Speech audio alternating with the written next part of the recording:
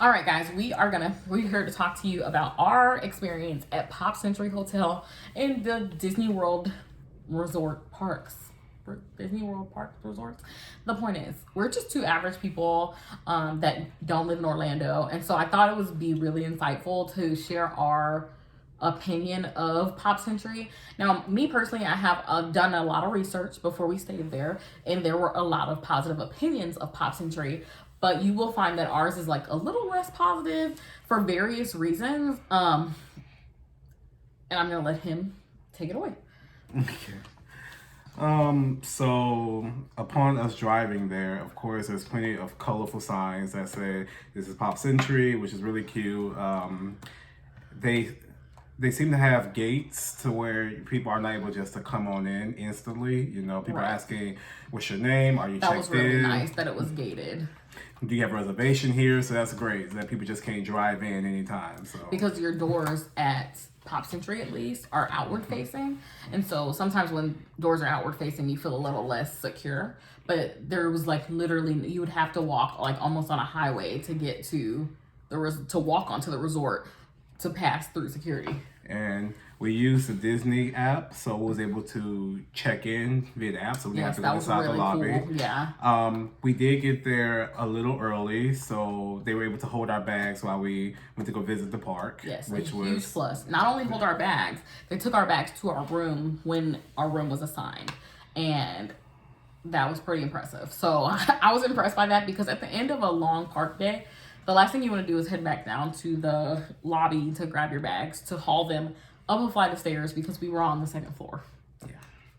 So the resort is pretty nice itself, very colorful, it's huge, and there's plenty of statues of some characters. I think that she took a picture in front of the lady. Yeah. Which was, I don't know, 20 feet tall. It's like insanely large. Like it's definitely, one thing about Disney is like a lot of people think like theme park and they think roller coaster, but one thing that Disney has mastered is like the ability to be like the spectacle of it all, like making sure that you see things that like blow your mind. And that's part of what you're paying for, I think. And so when they carry that through to the resorts, it's like nice to see. And to me, it didn't feel like a hotel. Some of the buildings were spaced out to building 1, 2, 3, and we were staying in the 50s building. So the 50s building is like a clump of buildings. Mm-hmm. We were staying in the second or the third? 50s? The second building. Yeah, we were staying in the second building of the 50s area, which just tells you how large the resort is, because if the Pop Century's theme is the turn of the century, so you have from the 50s to the 90s. And if every decade has 3 buildings, yeah, it was a large complex. And those buildings were not small. Like, there was a ton of people there at any given time. It had to be. Yeah, and it kind of felt like a community as well as like a hotel, because like I said, there were huge buildings everywhere. So we had the second building, which wasn't too far from the main building where they have the lobby and the restaurant and some of the gift shops. But it was a walk, but it was definitely nice. So yeah, we had a good room. Once we figured out the lay of the land, we realized like we had a great room location wise. The only way that we could have gotten a better room was doing preferred, and preferred would have put you like right in front of the Skyliner and then right behind the everything pop food shop. And our room was a little to the right, like of both of those things. But in the morning, when it was time to jump on the Skyliner, it wasn't as far of a walk as being in like the 80s or the 90s.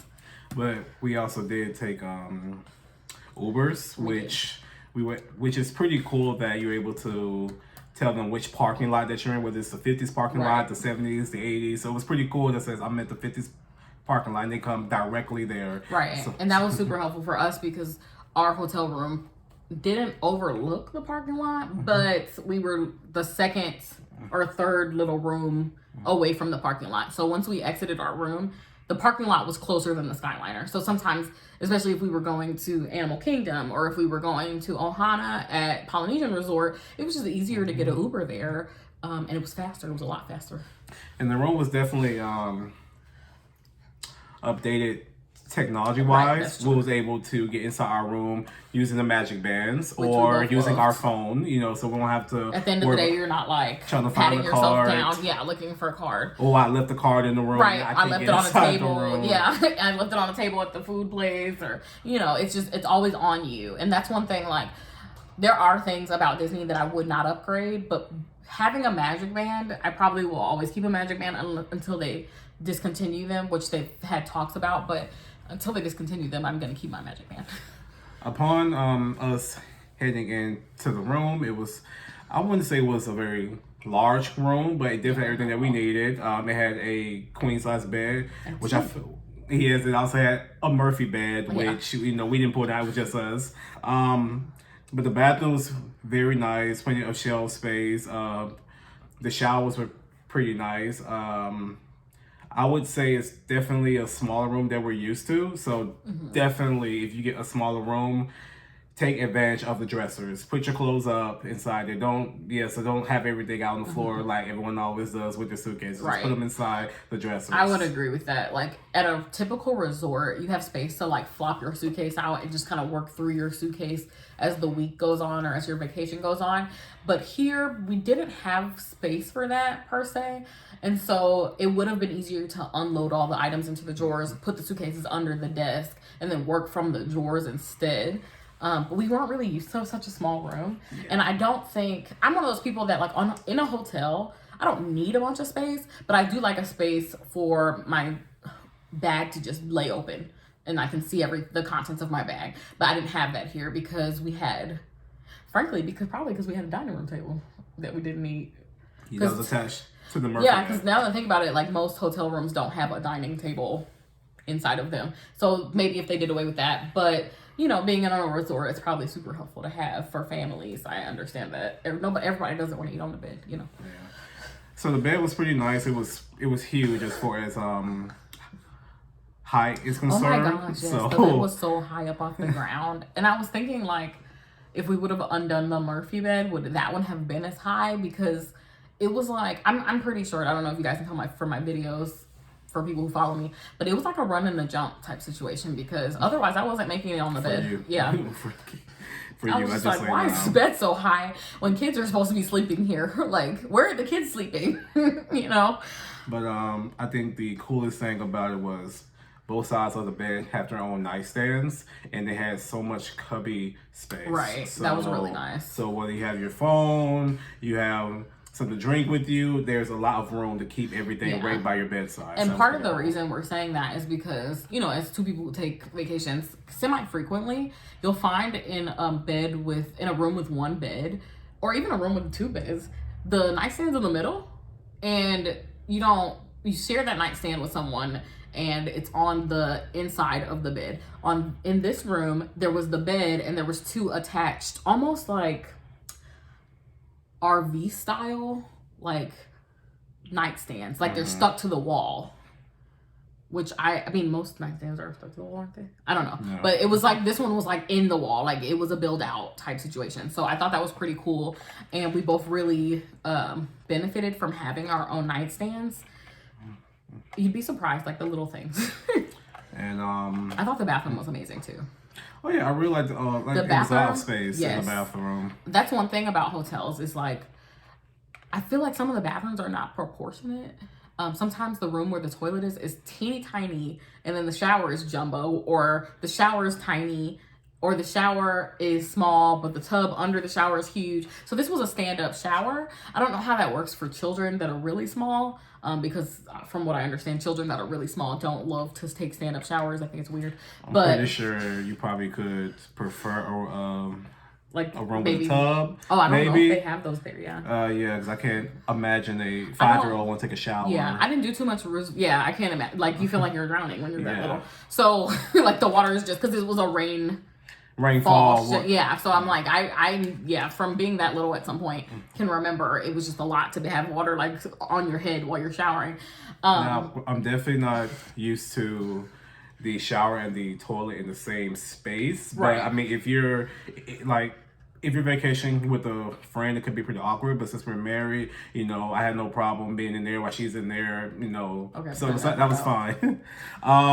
The amenities that they offer in the shower, such as the body wash, the shampoo, the conditioner. Nice. It was such high quality. It was really nice, and they know it's nice because they nailed it to the wall. Yes. So typically where they give you the free, like you take it home with you when you don't finish it.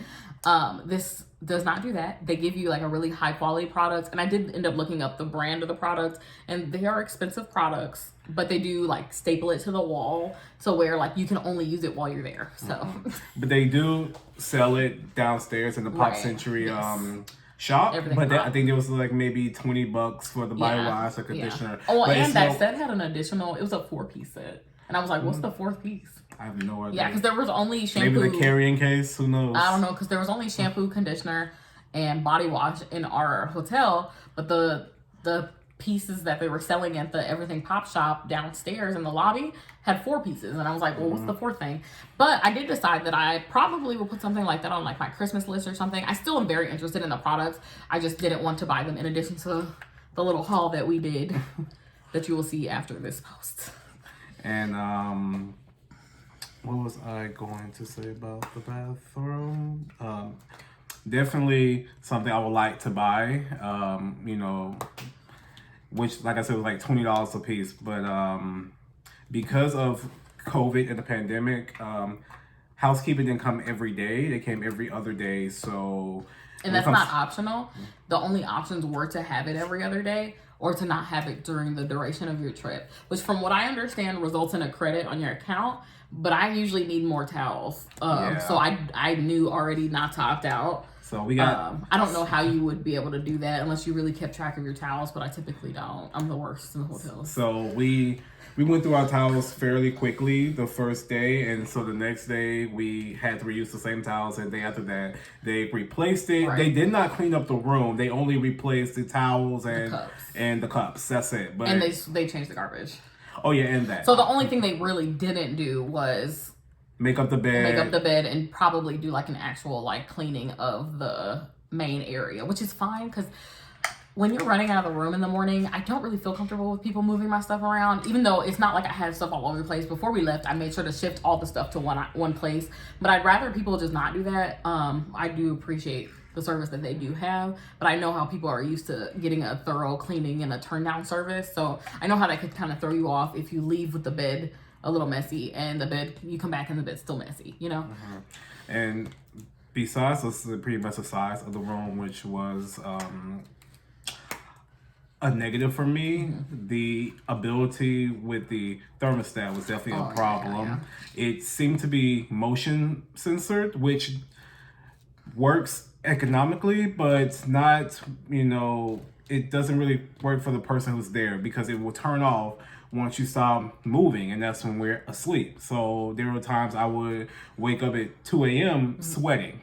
So the thing also is that that's not unusual. I'm going to tell you that, but that's not unusual. The unusual part is typically you can switch it to manual, but here there was no option to switch to manual. It's only that option. I guess it's because it is a more renovated room.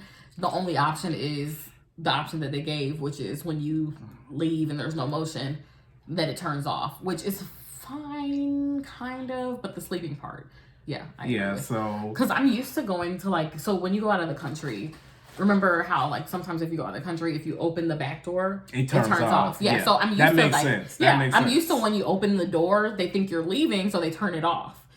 But we were in there. So that's the part that I was like, hello. So it was the ice bucket definitely came in handy. I would go down, grab some ice, let it melt. So waking up at 2 o'clock in the morning, I just walked over and grabbed some ice water and I went back to sleep. But that was very annoying, especially because it got up to almost 90 degrees in Florida while we were there. So in February. So very hot, very hot. Yeah, that's our only negative. I would say that was my only negative.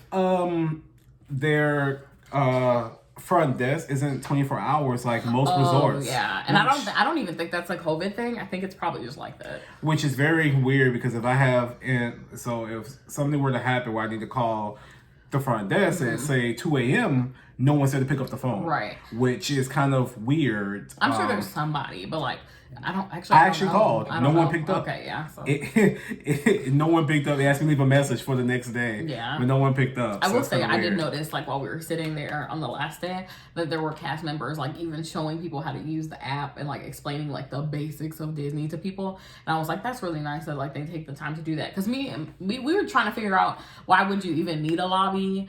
Or people in the lobby, if you have like a check-in on your phone, the people at the front gate check you in before you even get there, and you don't check out physically anyway. So I'm like, okay, so what are these people doing? And while I was sitting there, I noticed like they were helping people with like generalized questions, not so much hotel related questions. Concierge kind of thing. Yeah. So they're just like they were answering like Disney questions. So the size of the room, the thermostat, and just the overall size of the resort was a problem for me. Just because we're both not used to that. We typically pick small hotels on purpose because we just prefer smaller hotels. So we didn't eat breakfast at the resort until our last day, because I had to walk from your room to the restaurant. You don't want to do that sometimes, right? Especially in the morning. And we were kind of close. So we tried the Mickey waffles and everything, which was really good. The food was good. So we had the Mickey waffles, which she asked me to try. So everything was pretty good once we were able to eat the food. But definitely we did not do it to our last day. Yeah. We would have had Mickey waffles every day if we weren't like up and running. Like we were up and running every morning. So overall we did like Pop Century, and I don't think the Skyliner is for people who are going to have full day park days. And the only reason I say that is because the Skyliner starts running at a certain hour. That's one thing I want to talk about. Yeah, it starts running at 7:30, but they won't transfer you to a park that's not open yet. So if you're trying to do rope drop to close, like, you can't unless you Uber. And that's what we ended up doing. We ended up getting off the Skyliner at Beach Club Resort and Ubering from Beach Club to Magic Kingdom, because come to find out, they won't take you to Magic Kingdom. I mean, they don't take you to Magic Kingdom anyways. They won't take you to Hollywood Studios if Hollywood Studios isn't open. And so you'll get kind of caught up in this traffic of a line. If you're waiting. Line. Yes. There's a line. When I say there, if you get there anytime after 7:30, you're gonna be in a line, I would say. Because at 7:30, they like were letting people on, and we boarded maybe 10 minutes after 7:30. Yeah, but we had to have been in line at like 7:12 or something. Yeah. So we rushed down there. Right. So just keep that in mind. It's not like the most relaxed way to travel. It is cool. And if you're having a very casual day where you're not in a hurry to get anywhere, then yes, the Skyliner works. But all in all, I know that Pop Century's value lies in partially the Skyliner. I can't say it improves the value for me. And I know we were talking about like possibly getting an annual pass and how an annual pass discounts the hotels even further. I would be open to maybe staying somewhere where the Skyliner wasn't, because we ended up using Uber more than we thought. And I wouldn't necessarily say I give 2 thumbs down to all Disney resorts. I'm definitely into trying another one, but I definitely would like to be a part of the process of researching them to figure out, what they have. Yeah, this one was fully up to me because it was my birthday. So I made all of the accommodations. And usually, like, when I look at something, I show him too, and then he does his research. But like this one, I literally just picked based off of the recommendation of people loving the Skyliner. Mm-hmm. Which we only got on once the entire time, and it was unsuccessful. We tried to get on it 2 or 3 times, but only one worked successfully. So keep that in mind, that it's not for those in a hurry. No. And it's really for like a leisurely day, really. It's just for the experience, honestly. Yeah, so although we did like Pop Century, in general, I don't think adding that extra cost for the Skyliner was really worth paying for. And for that reason, we are very unlikely to stay there again. We would probably stay at another value resort without the Skyliner and just save the difference and use it towards Ubers, if that makes sense. What's the one that has the word art in it? Oh, the Art of Animation is across. Animation. Like you can physically see it from our room. So it's next door. I have to check the price on that because they might include like the Skyliner cost in there. So the cheapest ones, there's 3 cheaper ones, but we'll talk about that off camera. Cheap. All right. Well. Anything else? No, I don't think anything else. Honestly, I would say if you do go to Pop Century or any other results, try the Mickey waffles. Honestly, I'm not sure which recipe they use. I've done my since we've been back. I've done my research. I haven't told you yet, okay. But I've done my research, and every forum, every person I've read, it comes back to one brand. Okay, well maybe we try that. And that brand is on Amazon. Okay, don't tell the people. Yeah, I'm not gonna tell the people. It's a secret. But definitely buy the batter, buy the Mickey waffle maker, and you're at Disney. Okay. From home. From home. Yeah, you need the waffle maker. Don't forget it. It makes it different if they're just circles. But yeah, so I think that's our whole review. We didn't get a chance to review the pool or anything. It was definitely hot enough. We just had full days. And if we were going to try to get in the pool, we would have missed out on our last leisurely day because we went, got something to eat. We really had a very leisurely last day. So even though I love pools are like my thing, I was glad that I didn't bring my bathing suit because we would have been ripping and running if we spent the morning in the pool, so. Yeah, that's our review of Pop Century, and I thought it'd be helpful from 2 people, again, who don't live in Orlando, because I see a lot of these reviews, and they're from people who live in Orlando, and they're staying there for one night, and sometimes they're sponsored, so just keep that in mind. All right, guys, like, comment, subscribe. I would say for more content like this, but you already know this is a rare one, and have a great day.